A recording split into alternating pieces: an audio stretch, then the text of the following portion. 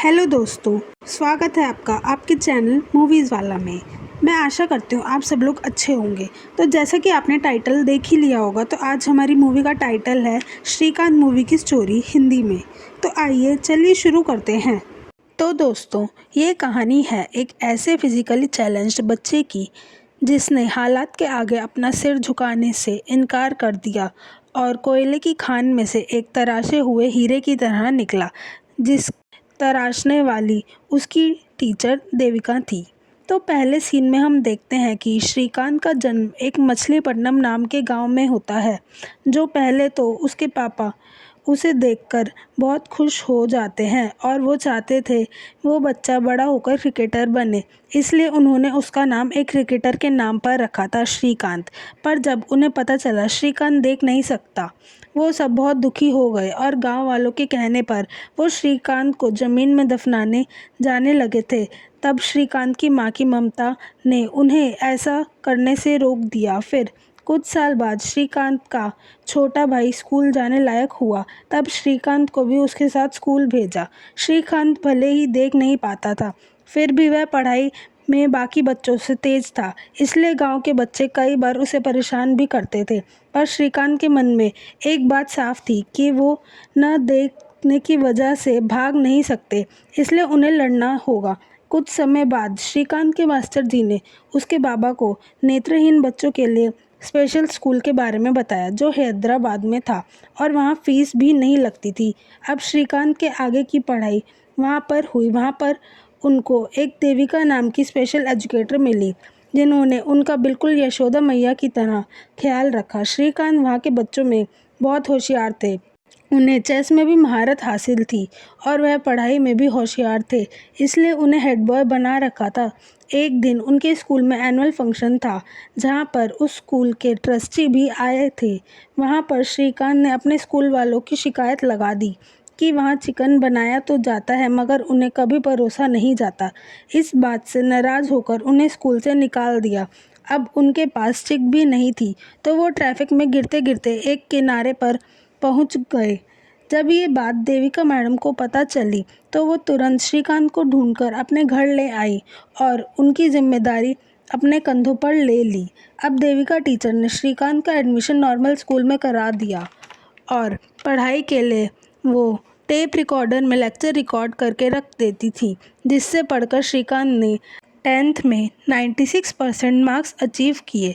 फिर अब junior college में नेत्रहीन बच्चों के लिए साइंस नहीं थी, पर श्रीकांत को तो वो ही पढ़नी थी। इसके लिए उन्होंने एजुकेशन सिस्टम के खिलाफ कोर्ट में लड़ाई करी और अपने जैसे नेत्रहीन बच्चों के लिए साइंस पढ़ने की अपॉर्चुनिटी गेन करी और साइंस में भी अभी अच्छे अंक लाकर ये प्रूव किया कि वो लोग भी साइंस को उतने ही अच्छे से समझ सकते हैं जितना अच्छे से आँख वाले बच्चे। फिर जब कॉलेज में एडमिशन की बारी आई, तो फिर उन जैसे बच्चों के लिए कोई प्रावधान नहीं था, मगर इस बार उन्होंने लड़ने से मना कर दिया। उन्होंने कहा कि अगर मैं लड़ता ही रहूँगा तो पढ़ूँगा कब। फिर कुछ टाइम के लिए उन्होंने क्रिकेट खेलना शुरू करा और उन्होंने उसमें भी इतना अच्छा प्रदर्शन किया कि उन्हें इंडियन टीम में सिलेक्ट कर लिया।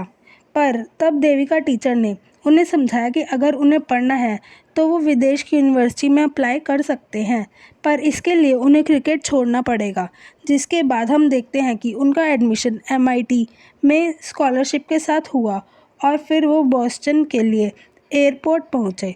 वहां पर उन्हें एयरपोर्ट अथॉरिटीज़ ने अकेले जाने की परमिशन देने से मना कर दिया। उन्होंने बहुत मदद मांगी, पर किसी ने भी उनकी हेल्प नहीं करी। फिर एयरपोर्ट के अंदर ही उन्होंने अथॉरिटीज़ को ये प्रूफ करके दिखाया कि वो अकेले ट्रैवल करने में सक्षम हैं और MIT पहुंच गए।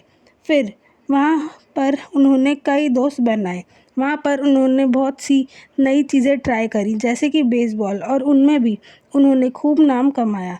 उनकी मैगज़ीन में फ़ोटो छपने लगी थी। फिर हम देखते हैं कि एक लड़की स्वाति, जो हैदराबाद में मेडिकल की पढ़ाई कर रही थी, वो श्रीकांत से बहुत प्रभावित थी। उन्होंने श्रीकांत से ऑनलाइन बात करी और वो दोनों बहुत अच्छे दोस्त बन गए। जब स्वाति को US आके पढ़ने का मौका मिला, तो वो दोनों एक साथ बहुत घूमे फिरे। फिर अब श्रीकांत की पढ़ाई पूरी हो चुकी थी, तब उन्हें देविका टीचर का फ़ोन आता है और उन्हें इंडिया आने के लिए पूछती हैं, पर श्रीकांत उन्हें मना कर देते हैं।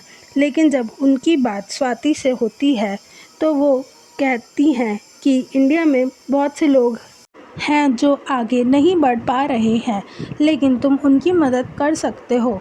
तो श्रीकांत मान जाते हैं और इंडिया वापस आ जाते हैं। इंडिया आने के बाद वो ये सारी बातें अपनी देविका टीचर को बताकर पूछते हैं कि वो नेत्रहीन लोगों के लिए क्या कर सकते हैं।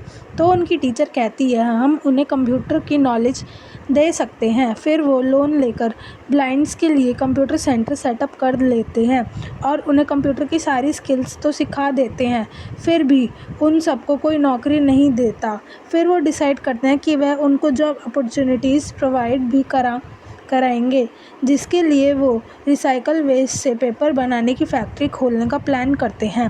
फिर अगले कई दिनों तक वो कंपनी के लिए फाइनेंसर ढूंढते हैं। उनकी कंपनी का पहला पार्टनर होते हैं श्री APJ अब्दुल कलाम और दूसरा एक रवि नाम का इंसान, और वो लोग श्रीकांत के आइडिया पर काम करने लगते हैं और धीरे धीरे उनकी कंपनी चल पड़ती है।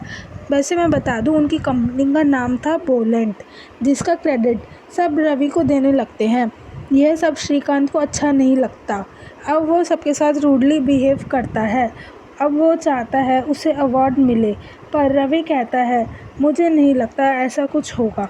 कुछ समय बाद वो अपने बिजनेस का एक्सपेंशन कर लेते हैं और एक बंदे से 600 करोड़ की फैक्ट्री साइट खरीद लेते हैं, इस वादे के साथ वो 6 महीने में सारे पैसे चुका देंगे। लेकिन अब 6 महीने होने के बाद भी वो पैसे नहीं लौटा पाता और एक पॉलिटिशियन की मदद से उसे दूर बचता रहता है। असल में वो पॉलिटिशियन उसे उसके अंधेपन की वजह से टिकट देना चाहती थी, ताकि एक सहानुभूति का पात्र बनाकर वोट बटोर सके। देविका मैडम ने उसे पहले ही समझाया था, मगर वो नहीं माना। पर जब सच्चाई उसके सामने आई तो वो बहुत शर्मिंदा हुआ और वहाँ से लौटकर उसने देविका टीचर से भी माफ़ी मांगी और रवि से भी सॉरी बोल दिया और उस व्यक्ति को भी 600 करोड़ लौटा दिए।